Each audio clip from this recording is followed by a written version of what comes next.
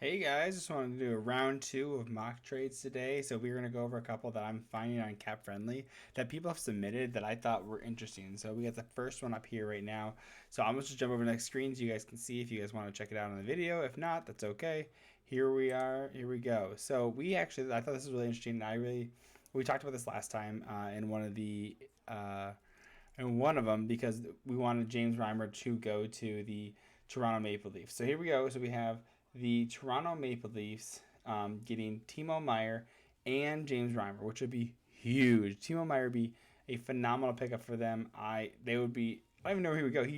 You end up bumping someone down to the. I mean, you might be able to do. Imagine him, Marner, Austin Matthews. Good Meier, Austin Matthews. Myers, Matthews, Marner, and that's the three M's, man. That'd be awesome. So that'd be crazy. Of course, these are both 50% retained, which would be phenomenal. And the other ones would be going out would be Wayne Simmons. That'd be more just a cap move because you're just trying to get rid of some cap space. Topi Niemela, who is a great prospect. He plays, I believe, defense actually. So then we getting the prospect back, and then Matthew Nyes again, another player that is actually a prospect. So this is actually they're going to be paying a lot, but you're also going to be getting a lot in Timo Meier and James Reimer. So you're actually fulfilling up your goalie right there. Now, I think that instead of this is the only thing that's interesting. I think that instead of Topi and Niemela, I think they'd actually end up moving a goalie prospect out instead because they have so many goalies. They now have Murray, Samsonov. They have Keith Petruzzelli, who they just signed. And they would have Reimer as well. That's four goalies. They also have Shelgren, and they also have Wool. So that's six. That would be six if they had James Reimer. So that's a lot of goalies. I don't know if they want to keep that many goalies, but that'd be super interesting. I'd be really interested to see what happens with that because that'd just be super interesting. But again, with Timo Meier, that would be huge. I mean, again, you're giving up futures for the present, right? So you're doing the first round draft pick. I think the first round draft pick makes sense. I don't know if you're going to get two draft picks out of this. They may be a little bit much. And then the third rounder would be to pick up Wayne Simmons. You're using that as a negation for Wayne Simmons. You're saying, hey, thanks for taking the cap hit. Thanks for taking the cap. Here's a third round pick, which I think is really good. The one issue I have is that Toronto's up against cap. So with that, they're not going to be able to fit both of them in the lineup at the time. Even with 50% retained, you're looking at 2 point. Look, so you're bringing in this much, you're losing out on this much. So your final is 2.9.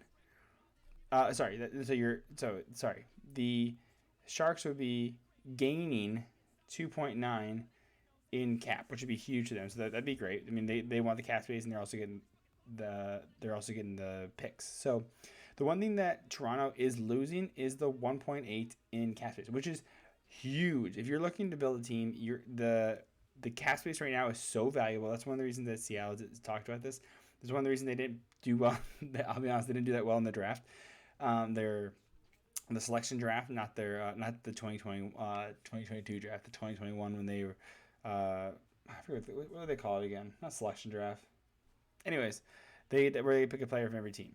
So the one thing is where I said I was talking about they probably want to move out of a goalie. If they moved out Matt Murray, that'd be huge because Samsonov is playing out of his mind right now. He's doing very, very well, which I can't believe that Washington let him go. I think that maybe that was something that I know that Alexander Ovechkin had an issue with. They had like a little spout together, but having to free up the 1.8 wouldn't actually be too terrible. If we go over and move over here to the cap. So again, so you see all these. There's a ton of fours right here, right? Clearly you're not going to move out one of the big four.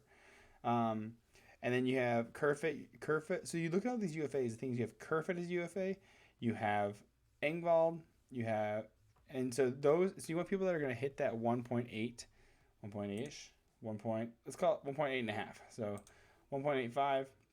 So we needed to move out at least that much just to stand let's do that, at least that much to stand the cap. So you're going to be even moving Kampf, who's a center, don't want to do that. Pierre Engvall, which wouldn't mind that he's still a little young though, or Kerfoot. So the issue with Kerfoot, he has a 10-team no trade clause. So that would be a little more difficult to move him out if he doesn't want to move. He is a UFA, so I don't even know if they're going to be able to re-sign him. But those are some options that you could actually do. And if we scroll down here to the defense, I mean, the defense is a lot more lacking. You have 2, 4, 6, 7 defensemen. Jeez, and I think the rest are on like LTIR, IR. So let's see. Yeah, you have Muzzins right there. You have Jordy Ben there, right? So you have people that aren't just they're not ready yet. I don't know what they do with Mete. What's wrong with him? Why isn't he playing? Anyways, so they don't really have a lot to give on defense. So it wouldn't make sense to give him away. Although the one that everyone keeps talking about is Justin Hall, getting rid of Justin Hall. He is the one problem child in the league's nation. If you talk to anyone, they're like, we need to get rid of Justin Hall. Why do we move Justin Hall? I mean, if you really want to move off a cap, I don't know if you want to move. I know they talked about moving Jake Muzzin as well. That might be. I mean, he does a no trade clause, so submits 10-team no trade clause. So that is something right there. But let's say you did Hall. He has a modified no trade, so another 10-team no trade clause. So, but this is someone that you could move is the $2 million. So this makes sense. So if we did this, so I'm gonna say deal on this with the caveat. That you, instead of, I don't think you're gonna get Topi Niemela, Matthew Nyes, and a first round and another draft pick. I think that's a little bit much. I'd say you're gonna do Wayne Simmons, and that'll be your third round. So that would make sense. I think you're gonna end up having to do a prospect, a cap dump. So let's say Justin Hall. So I would say either Topi Niemela or Matthew Nyes. Probably Topi Niemela because he's a little bit newer. Doesn't really have a spot secured yet, but I know there's a huge hype for Matthew Nyes. So I think that Toronto Maple Leafs would lose their mind. But I mean, no, yeah, I think you traded Matthew Nyes, and the reason being is Matthew Nyes is a forward, and Topi Niemela is a defenseman. Is he a defenseman? Let's just make sure before I go crazy and I just start spouting stuff off. Okay, yep, I was correct. He is a defenseman. So he actually was drafted in the end of the second round. We got 32 points in 48 games. Good for him last year. That's good. So yes, I would say that so because the defense is so lacking for the Toronto Maple Leafs, I would say they're going to keep Topi Niemela and they're going to move Matthew Nyes and another reason is if you're bringing in Timo Meier, there's your forward right there, right? And I don't know if you're gonna be able to lock him in because again, he has a $10 million qualifying offer. But I think that would be, again, this is doable. I mean, it's a workaround, right? Again, drop out Topi Niemela. So I would say, okay, here we go. Let's finalize it. So James Reimer and Timo Meier go to the Toronto Maple Leafs for Wayne Simmons and a 2023 third round pick from Ottawa. Those would cover each other. You're taking on Wayne's salary, and you're being paid the third round to take it on, and then you would be getting Matthew Nyes, good pickup, a first round draft pick, because you're getting a huge player because you're getting 50% rate retained on both of these, by the way. And you're getting, instead of Topi Niemela, you are getting Justin Hall. Let's go Justin Hall, just to pick up that would be the cap difference that we talked about. Justin Hall's making $2 million, and that would take the 1.8333 right here. So that makes sense. I like that. Let's move on to the next trade. All right, we're moving on to our next trade. This is the last one I did was one with the Toronto and the San Jose Sharks. Again, I'm a big San Jose Sharks fan. So the reason I'm going over these on Cap Friendly is because people submit these, and some of them don't make sense. And it cracks me up sometimes because I'm like, where's the value, right? Where's the value? So, we kind of I just want to look at some of these. So you're looking at this right here. So it's an Erik Karlsson for Jeff Skinner. So you're sending Erik Karlsson to the Buffalo Sabres for Jeff Skinner, and there's picks sliding. The thing is I don't know who's trying to win. Like, so who are you trying to win here, right? So Skinner's off to an okay start. He's got 10 points, 11 games. It's a good start, right? Great start. Now, the problem is, and then Erik Karlsson off to a hot start. It is a very long contract. We just talked about that in the last video. Now, with Jeff Skinner, though, if you're looking at Jeff Skinner's contract, it's quite long as well, I'm pretty sure. So if we go to his Cap Friendly right here, I'll pull it up. because I remember he makes $9 million a year. So that's a long time, right? So in this contract, similar goes till 2027, and he's got a no move clause. So he also has to approve this deal. So you're trading you're trading a $9 million player for another $11.5 million player. So if we go here, go to the trade. So you have Eric. So mind you, okay. So Buffalo is still in the middle of the rebuild, but they're on their way out. And again, I think that Sands is more of a retool. There'd be no reason for either of them to move these picks and pick up these players because they're both in a similar position of being down, which is one of the reasons I want to review this is because it just doesn't make sense. So you're trying to trade Eric Carlson, a valuable Norris, two-time Norris winner, to Buffalo, and you're sending your first-round pick. Now, mind you, so what I've been told is that a first-round pick has a 50% chance. I mean, the higher you go, the better the chances. But as a first-round draft pick. Okay, this is stupid, by the way. This is a stupid trade. Sorry, bud. I don't know who submitted this, but it's a stupid trade. So, by the way, I'm looking over here because my other screens this screen is on this screen. So, you're sending your first overall draft pick, and San Jose's doing bad right now. They're not doing well. I think they're bottom of the Pacific Division. They're not doing well. So you're going to send the first round draft pick, which is a chance to get either Michkov, Bedard, or the top three are crazy in the 2023 draft. It's stupid for them to send this draft pick over. So, I mean, I would say if you want to do this for Eric Carlson, you want to take Jeff Skinner off their books, and you want to trade 3 second rounders with it, that's better because essentially you're saving a bit of cap money by sending Carlson over, and then of course he's a bit of cap money, and they're similar contracts. They're both over. I think they're both till 2027. And then by taking on Jeff Skinner's contract and moving a better asset, you are taking on those picks. So you would take on the 3 second rounders. So that would make more sense. There's no way that San Jose would send the first round draft pick with it. That just does not make sense to them. And of course, this actually ended up working because you can see the cap space right here. Buffalo has the cap space to take on Eric Carlson's deal. And then if you look right here, you have San Jose does have the space as well. They would actually gain. They're up pretty close to the cap. They only have 229,000 right now, so they would actually gain a bit of cap space to be able to pick up potential bad contracts if they're selling at the end, which I think they will be selling. So I'm gonna say no deal on this. The way to make this an A deal though is you get rid of this first round draft pick and you're just sending Eric Carlson for Jeff Skinner and these picks. That makes more sense. But again, if I was Buffalo, I don't know if I'd do that because why would I send them any picks? I mean, because they're similar contracts. So I'm not sending all these picks. I'm still in the middle of a rebuild. Why am I trying to do this? We're not ready to compete yet. So that just wouldn't make sense to me. But if anything, you're going to treat Eric Carlson for 3 second rounders and Jeff Skinner. Probably throwing in maybe a 2024 instead of so you're not doing it all 2023. So you're going to have no second rounders. So anyways, so there's that one. I'm going to say no deal on this. Okay, we have another silly trade. So I think this might be just not mock drafts trades. This is just going over silly trades. So silly. This is another silly trade. We have Seth Jones, who his contract is for a long time. I think he's just hit his first year of his 8-year contract at like $9 million or something like that, something crazy. So you're looking at a crazy long contract for Seth Jones, who's on IR by the way.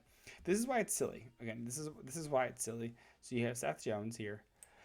You're sending out over a second round draft pick who's 24, so he's a prospect. And what these people are thinking is they're Chicago fans, so they're trying to get rid of Seth Jones, and they're trying to send over a prospect to be nice, and they're saying, hey, we'll take on your Jamie Benn contract, and we'll take a first round draft pick for doing that. Well, that's stupid because Jamie Benn, if you can see, 11 games played, 1 goal, 7 assists. He's still producing. He's not doing amazing, but he's still producing, right? So, and if you look at over here, you have Seth Jones, 8 games played. Right over here, 8 games, 4 assists. It's nothing crazy. He's a defenseman. He's not going to expect to score a bunch of goals. So you're saying again, this person's a Chicago fan thinking, "Hey, we'll take on Jamie Benn's contract because we're doing you a favor, right? Oh, yeah, we're doing a favor." So, no, that's not how it works. So this is dumb. This is stupid because you're So you're it's dumb because even though Dallas is looking for a defenseman, they just picked up Niels Lundqvist for that first round draft pick. They just picked up a young guy for a first round draft pick. And now you want to send over an old guy on an expensive contract who's not producing, who's on IR. Dallas is in their window right now. They want to be in the playoffs. They're not trying to rebuild. They're trying to contend. They're trying to. I don't think they're trying to contend, but I don't think they're capable of it. But they're Seth Jones isn't a needle mover. This Boris guy he's just a dump at this point. He's not going to be beneficial long term. Right now, I looked up his Wikipedia in 2021, 2022. Right here, you can see 21 games played, one goal, 14 penalty minutes. So he's just not there. He's just not the type of player that they're looking for. So why would they do that? It doesn't make sense. Again, this is silly. I can't even think of a way to make this work. It doesn't make sense to make it work. There's no Dallas doesn't want Seth Jones. They don't want to trade their captain for nothing, and Chicago's not going to give up picks. They want to use Jamie Benn because he's a useful player still. So it doesn't make sense. This one's silly. I'm gonna say no deal. Absolutely. Okay, I had to do this one. This is silly. Is a trade between the Boston Bruins and the Montreal Canadiens. Montreal Canadiens, who famously picked up, who did they pick up? What was his name? Logan Mailloux. They picked up Logan Mailloux with the 32nd pick. He said, I don't want to be drafted. Don't do it. Don't draft me. I don't want to. Like, because he had some issues, some character development issues. But I mean, they spent a first round draft pick on him. So Montreal's like, we're not relinquishing him. We'll work with him and everything. So, and then of course the current. If you haven't seen my YouTube short, I did a little YouTube short on Mitchell Miller. If you haven't heard about it, you're not paying attention in the hockey world. I'll tell you. So just to give you a quick recap, Mitchell Miller was picked in the fourth round of the Coyotes in 2020. It was found out that he was not a victim. He's the Victor, not Victor. Let me get face with you just so you guys can see. So he was a bully who bullied a black male with a learning disability in 8th grade. So he was bullying him. He called him the N-word. He is really and up to this point has really shown no remorse. That's what the judge said. You don't seem like you show remorse. He hasn't said sorry. He had some sort of half-ass apology on Instagram DM, I guess, but it's really been showing. It's been really a poor signing by the Bruins because I mean he was signed. If you haven't paid attention, so today is November 7th. So he was signed November 4th, and on November 6th, the outrage across the whole hockey fandom was so bad that Bruins put out a message saying that they're going to part ways with Mitchell Miller. They haven't yet. They haven't done anything yet. They're probably going to do put him on unconditional waivers for a buyout, which is unfortunate for them. They ruined a ton of credibility. It's something, man. They didn't try to go through the NHL. I think the problem is the NHLPA is trying to potentially cause trouble, which is why they haven't done this yet. So Mitchell Miller. The other big thing is that there's only one story that was told about it was that Mitchell Miller and another student who has been apologetic. The other student has gone through outside community service. He's gone through, said sorry to the family. He's done a lot of the rehabilitation to bring better credibility, but Mitchell Miller has not. What they did is it was said they used an ice cream pop or a lollipop, whatever, some sort of dessert candy thing. They rubbed it on the inside of a urinal and tricked that student, the black with a learning disability student, to lick it, which is demoralizing, dehumanizing, and if you can't see that, you're a bad person. So I'm gonna say it. I don't care. Light me up. I don't give a shit. So I think that this would look bad on Montreal. I'll be honest. If they gave anything, it'd be bad. But to me, it is funny because of course, New Montreal, who had the Logan Mayu pick. So it just makes sense. It makes sense. It's sad. It's also not funny. But it kind of is as well. So, um, that's silly. So let's try another trade over here, and we'll do one more, and then we'll call it good. All right, last trade of the night. So this is actually pretty interesting. It kind of makes sense too, which I kind of like. We actually have heard that Connor Garland is having a hard time in Bruce Boudreau's Vancouver lineup. He's just not being, I say, utilized the best. Let's say, but Bruce Boudreau is just not utilizing the way that he wants. He's not fitting the systems. You can just see he's having a frustrating time. Mind you, he does have 3 goals, 3 assists in 10 games, but we know that he's a better player than that. He's better than a 0.6 points per game player. So this actually kind of makes sense. So, and I think because St. Louis is in more of a win now time. So I think that picking up Connor Garland would be great for them. And this actually, because of the retention of the 21%, might as well make it even 25% just to make it even. But this would make sense. So what you're doing is St. Louis would be sending Ivan Barbashev, who, if you go, we have his over here again. Just he has 3 points right now, 9 goals or 9 games played. He's more of he's playing 16 minutes a night, I believe. Yeah, so 16 to, so you're looking at that third liner, kind of just third liner. That would be going to Vancouver, which is fine. They kind of just need people at this point. And Garland would be going to the St. Louis Blues. And I think that would make sense because Garland just needs to be able to flourish in a new system. And I think that would be great for him. I think that'd be huge. I think it'd be a win for Vancouver, and they kind of need a win right now. They definitely need to win at the start of the season. I think this would be a smart trade because you're moving out one guy, you're moving out some cap space. And again, St. Louis wants to win now. I think Vancouver wants to try and win, but they're not doing it with Garland. So this doesn't make them better. So this would probably be a later in the season. Once Vancouver has officially been deemed that they're not going to make the playoffs, I think I have them not making the playoffs too. I think I have them missing the playoffs. So I think this makes sense. This is a good one, actually. So I just found this, and it worked out. So I'm going to say deal on this one. Just round the retained salary up to 25%, make it nice and even. And we go from there. So that is it for the episode today. Thanks for joining me. Welcome again. Welcome if you've been hanging out. This was the Undrafted Hockey Fan Podcast. Again, we're doing some mock trades. Let me know if you want to see any other mock trades. Hit like, subscribe. Yeah, love you. Talk to you soon.